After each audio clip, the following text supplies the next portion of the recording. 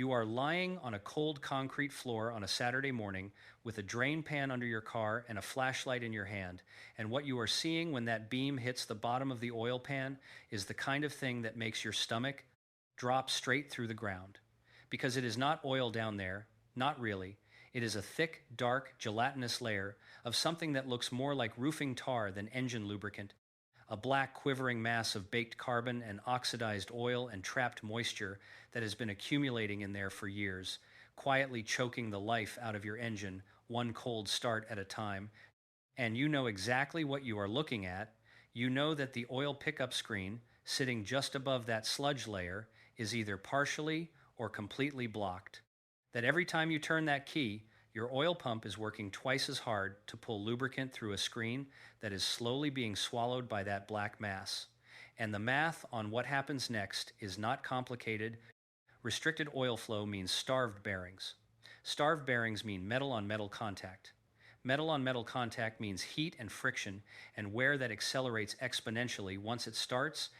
And you have been hearing that faint ticking sound from the top of the engine for 3 weeks now. Not loud enough to be certain, just loud enough to notice, just loud enough to wake you up at 2 in the morning running worst case scenarios. And the worst case scenario in this situation has a price tag. You already know what a mechanic is going to tell you if you bring this car in. They are going to put it on the lift. They are going to show you that sludge on a borescope camera. They are going to sit across the service desk from you with a legal pad and a sympathetic expression, and they are going to write down a number with 4 zeros in it, $5,000 for an engine rebuild if you are lucky, more if the bearing journals are already scored. And the truly nauseating part is that you have been maintaining this car, you have been changing the oil, maybe not at the exact interval every single time, but close enough. You did everything you were supposed to do, and your engine is still half full of black sludge because nobody ever told you the truth about how modern motor oil actually behaves inside a hot crankcase over time. And nobody ever told you what the old school mechanics have known for decades about how to actually deal with this problem safely, cheaply, and without ever touching one of those solvent flush cans on the shelf at the auto parts store, because those cans are not the solution to your sludge problem. They are a second problem stacked directly on top of the first one, and the real solution costs $3 and takes about 45 minutes, and has been sitting in the knowledge base of every genuinely experienced engine builder for longer than most of those aerosol flush products have even existed. What you need is not a chemical solvent. What you need is a high detergent conventional oil and a specific protocol for using it.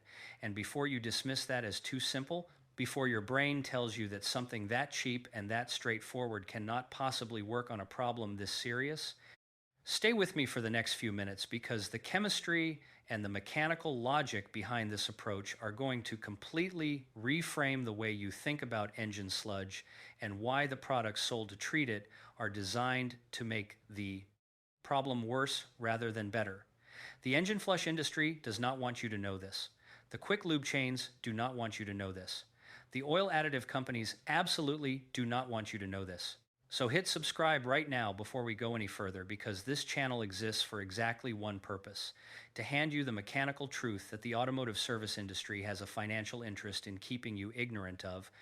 We cover real chemistry, real protocols, real alternatives that cost a fraction of what the industry charges, and we do it without selling you anything, without sponsored recommendations, without affiliate links to products we are pretending to independently evaluate, just the actual science and the actual technique. So, subscribe and hit the bell, and let us talk about what engine sludge actually is and why everything you have been told about treating it is backwards. Engine sludge is not a mystery compound. It is not some exotic chemical failure. It is the entirely predictable end result of a process that begins the moment you pour fresh oil into your engine and start the combustion cycle. And understanding what it is made of is the key to understanding why the conventional treatment approach is so catastrophically wrong. Motor oil is a base oil, either mineral or synthetic, carrying a package of chemical additives, and among the most important of those additives are detergents and dispersants.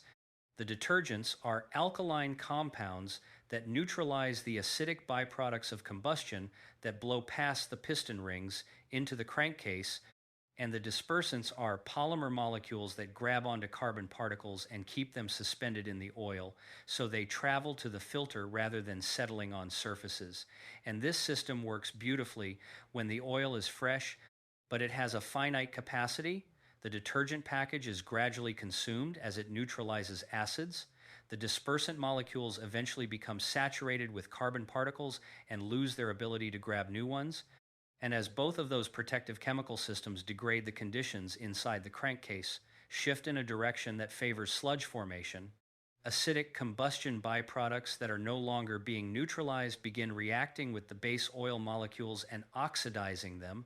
Oxidized oil molecules polymerize, meaning they link together into longer and longer chain structures. And those polymer chains are no longer fluid. They are thick and sticky, and they begin depositing on the coolest surfaces in the engine, the oil pan, the valley between the cylinder heads, the lifter galleries, the areas around the piston rings, and those deposits trap more carbon and more oxidized oil and more moisture from combustion blowby, and they grow denser and harder and blacker over time until what you have is exactly what you saw with that flashlight. A gelatinous tar-like accumulation that is simultaneously restricting oil flow and harboring acidic compounds that continue attacking the metal surfaces they are in contact with, and this process is accelerated by short trip driving, where the engine never fully reaches operating temperature and condensed moisture never fully evaporates out of the crankcase, by extended oil change intervals where the additive package is completely depleted before the oil is changed, and by any condition that allows combustion blow-by to increase, a worn PCV valve, worn piston rings, a clogged breather system, all of which dump more raw combustion byproducts into the crankcase faster than the oil's additive package can handle them. Now, here is where the auto parts store flush products enter the picture, and here is where the story becomes genuinely predatory, because those products are sold as the solution to exactly this problem. You see the sludge, you grab the can that says engine flush on the label, you follow the instructions, you pour it in before an oil change, you idle the engine for 10 minutes, you drain, and the premise is that the solvent compounds in the flush product will dissolve the accumulated sludge and it will drain out with the old oil. Problem solved. And in a very narrow technical sense, that premise is partially correct. Those solvent flushes do aggressively attack sludge deposits. That part actually works. What the label does not tell you, what the marketing absolutely does not mention, is what happens to the sludge after it is attacked. Solvent-based engine flushes work by chemically undermining the structural integrity of the sludge matrix all at once across the entire deposit simultaneously, which means that what you get is not a gradual, controlled dissolution of sludge into fine particles that stay suspended in the oil and drain out cleanly. What you get is a fragmentation event, large chunks of partially dissolved sludge breaking free from the surfaces they have been bonded to, and those chunks, some of them genuinely substantial in a heavily sludged engine, do exactly what physics says they will do.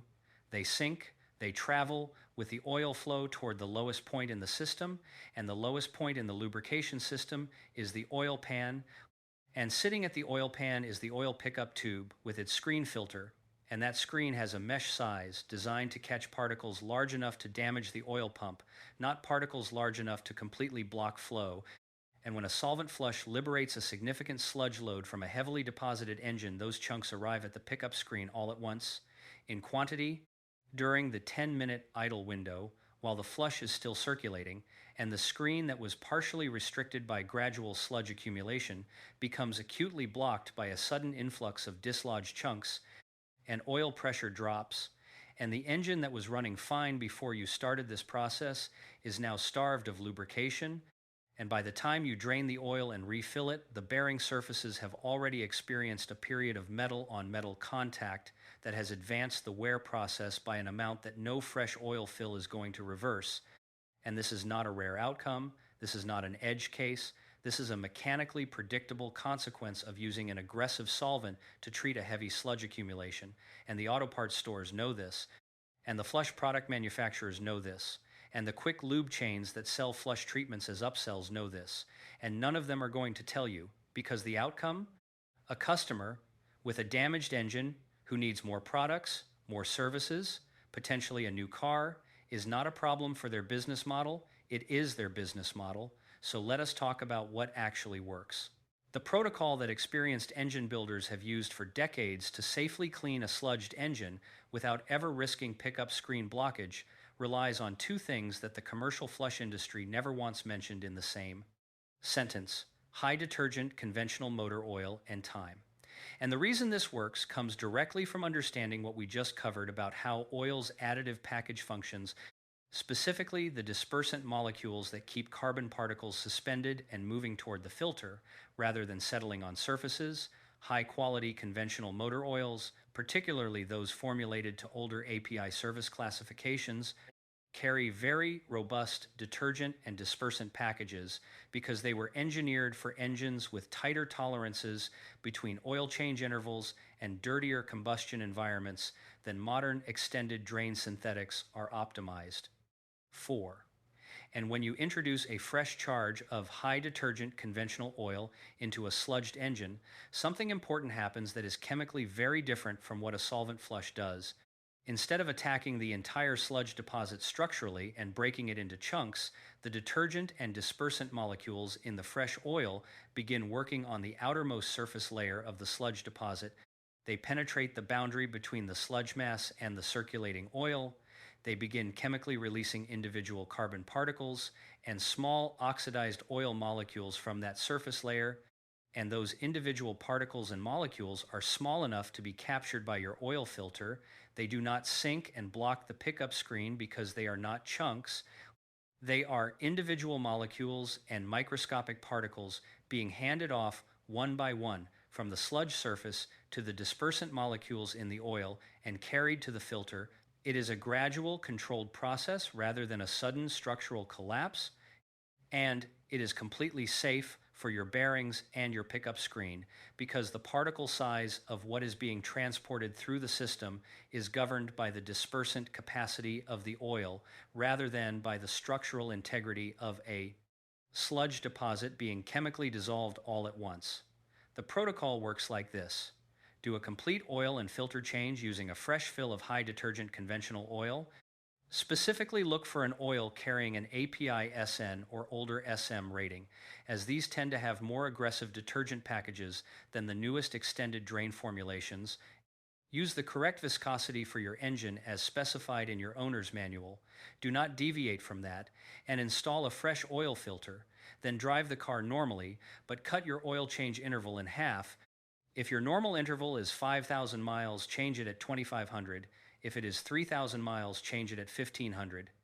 And when you pull that first shortened interval oil and filter, you are going to see the evidence of what has been happening in that crankcase, because the drained oil is going to be significantly darker and more contaminated than you would expect from a partial interval of fresh oil. That contamination is sludge that has been progressively stripped from the deposit surfaces by the detergent package and suspended in the oil.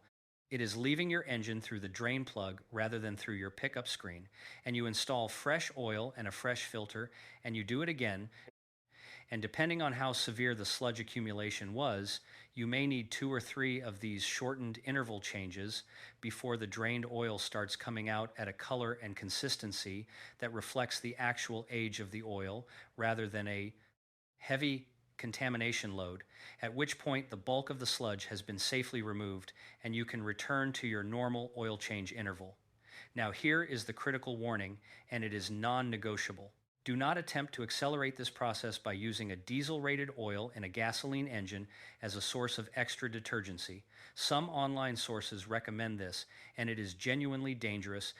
Diesel engine oils carry a significantly higher concentration of certain metallic detergent compounds, specifically calcium and magnesium sulfonates, that are formulated to handle the much higher acid load produced by diesel combustion, and in a gasoline engine, those elevated metallic detergent concentrations can react with the catalytic converter substrate.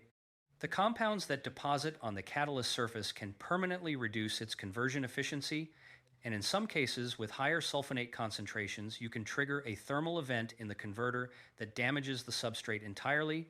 You will also void emissions compliance in any jurisdiction that tests for catalyst efficiency, stick to a conventional gasoline engine oil with a current or recent API service rating. The detergent package in a properly rated conventional oil is more than sufficient for this protocol. More detergency is not always better, and in this specific case, chasing extra detergency through the wrong oil category creates a real and expensive downstream problem that has nothing to do with your sludge and everything to do with destroying a component that costs several $100s to replace. So let us frame this clearly, because the contrast between these two approaches is as stark as any comparison this channel has ever made. On one side, you have a $25 can of solvent engine flush that attacks your sludge deposit all at once, liberates large chunks that migrate directly to your oil pickup screen, potentially blocks oil flow during the critical window when your engine is running with compromised lubrication, and has a documented pattern of triggering engine damage in heavily sludged engines, the very engines it is most aggressively marketed to. Engines that are already stressed and already vulnerable. And on the other side, you have a protocol that costs the price of 2 oil changes and a little patience, that uses the chemistry already built into high-quality conventional motor oil to progressively dissolve and safely transport sludge out of your engine in particle sizes your filter can handle, that never creates a blockage risk because it never creates a chunk, that leaves your bearing surfaces protected throughout the entire cleaning process, because the oil doing the cleaning is also doing its primary job of lubrication the entire time, and that has been trusted by the mechanics who actually rebuild engines for a living, precisely because they understand at a mechanical level what happens to sludge when you try to remove it all at once versus what happens when you let chemistry work the way it was designed to work.